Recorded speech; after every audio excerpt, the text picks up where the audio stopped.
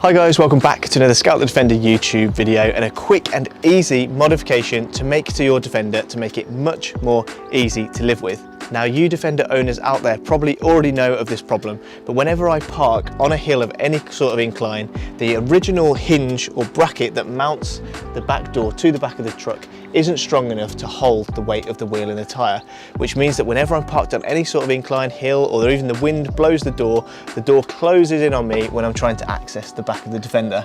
And obviously that's something that gets really annoying over a long period of time, so the guys at Mud Stuff have come up with a rear door gas strut which can take more weight of the door, which means that the door will no longer close on you whenever you're trying to get to the back.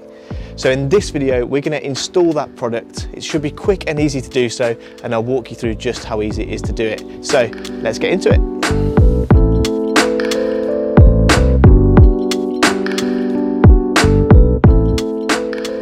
So here you can see the original hinge that bolts through to the body, and there's some captive nuts in here. We're going to remove this old hinge and replace it with the new gas strut. You can see here this is the door card that we're going to have to take off to get to the mechanism, and we're going to replace all of that mechanism with what we've got here, this new rear gas door strut from the guys at Mud Stuff. We'll unbox that, have a look at what's in the kit. We've also seen we've got some handy instructions that we'll be able to follow. It should be a really quick and easy job, so let's go. So in the kit we have the gas strut itself, which will obviously take more weight than the original hinge, and then we've got the fixings. So we've got a new bracket to mount and the rivets and the nuts and bolts, and then we've got the striker or the slider for that new bracket, which is going to now mount on the inside of the door.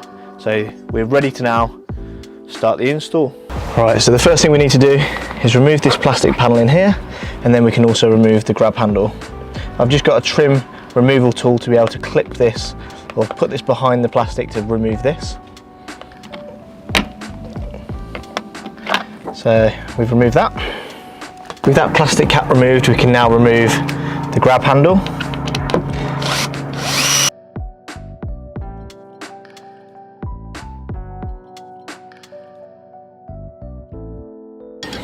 There we have the grab handle off. So we've got that panel, the grab handle off, and now we can remove the back rear trim. Can go around with our trim tool, and now we can prise off the rest of the fixings. In the instruction kit, handily they've showed you whereabouts the fixings are, so you know where to prise.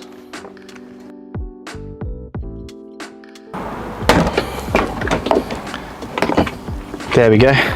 Relatively easy to get the back trim off. I'm actually missing a few of the clips, which makes it a bit easier, but I'll have to get some more of those when I go to put it back on. I've also previously soundproofed the inside of the door, so if you're doing this job and you're already taking the door trim off, it's a good opportunity to get yourself a bit of soundproofing material. We're now going to remove the check strap, which is attaching the door to the body of the car. On top it's a 13mm spanner, on the bottom a 10. So we should be able to, hopefully, if they've not seized up, be able to spin this quite loosely, quite easily. Oh, there we go. That was really easy. Undo that bolt. That's the check strap removed, so we should be able to fold that out the way. We pull it out. There we go. So with that check strap now out the way, we're now going to replace the bracket down here, which attaches into the body using some captive nuts. This is a bit trickier with the carpet in the way. So if you've not got carpet in your Defender, it might be slightly easier to do.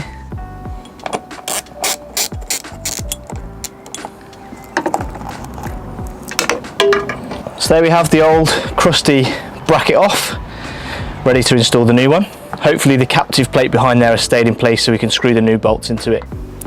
So we've now got the new bracket and the new hardware that we're going to screw directly back into those holes that we had initially.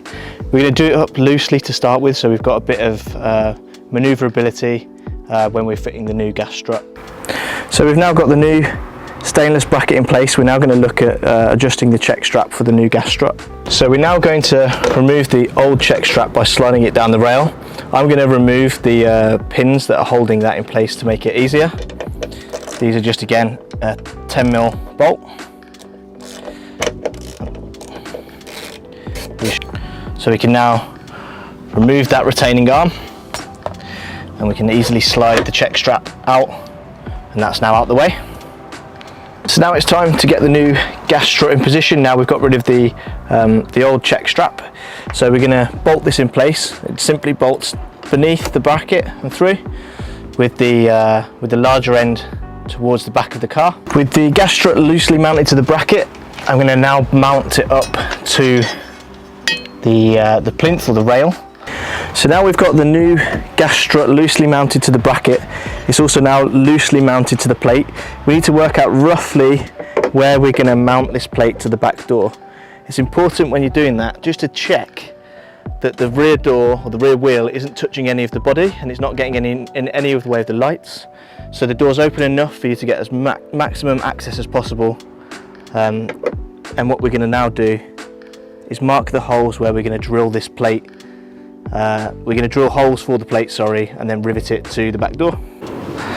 So we're going to offer this up now, make sure that the door's opening enough so we've got enough access, but that the gas strut is nicely secure. And then we're going to mark the holes where we're going to need to rivet. This is a bit fiddly, so if you had two hands it probably would be a lot easier. About there is kind of perfect. I've not got a marking tool, so I'm just going to have to use a drill bit. So we've now got our marked holes and a 5mm drill bit, and now we're going to drill these out ready for the rivets to go in.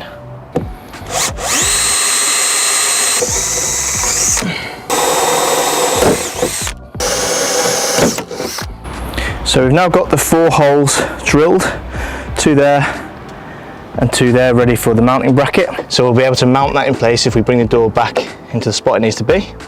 So they all look like they line up. So I'm now going to remove the nut off here and move the gas strut out of the way to be able to rivet the plate in place where it needs to be. And then we can push the rivet in. And then we'll rivet it in the position it needs to go.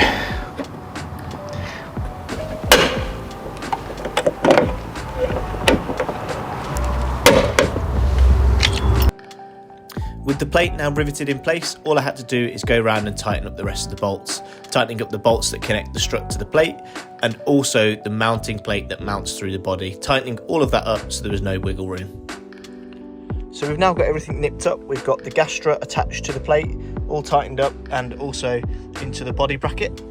So now if I try the door, you see it's got a bit more resistance to it and I can close the door. But also when I open it now, it's got enough strength to actually open itself out, and it's now holding much more securely in place. So that is job done. I'm now going to put the trim back up, all the trims, and then all of the rear grab handle and the trim for the door, and then we can call it good. With everything tightened up, it's just a case of refitting the rear door trim, doing the reverse of what we did to take it off by pushing the trim into the clips and then connecting up the rear door handle and ultimately then the trim behind the handle itself. So there you have it guys, that's a quick and easy way to modify your Land Rover door so it's much more kind of stable, it won't blow and trap you in the door, and also to give you that kind of power mechanism when you open it that the door opens on its own. I'm really happy with the upgrade. Like I said, it took me half an hour at best, maybe a bit longer with the filming, but really happy with the upgrade. I'll leave a link below where you can pick up the gas strut, and I'll see you in the next video for more modifications.